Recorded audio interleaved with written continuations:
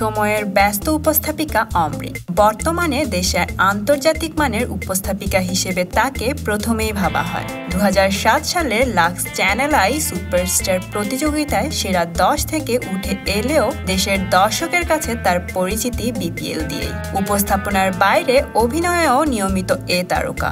সম্প্রতি CJFB perform award 2015 শীর্ষ উপস্থাপিকার পুরস্কার পেলেন তিনি। সিনেমার নায়িকা পরিচয়ে কবে আসবেন? এই প্রশ্নের উত্তরে তিনি বলেন, ভালো গল্পের সিনেমায় প্রস্তাব পেলে দর্শকদের সামনে চিত্রনায়িকা পরিচয়ে হাজির হতে কোনো আপত্তি নেই। এক্ষেত্রে প্রস্তাব পেলে শাকিব খানের ছবিতেও অভিনয় করব, কিংবা চঞ্চলের বিপরীত।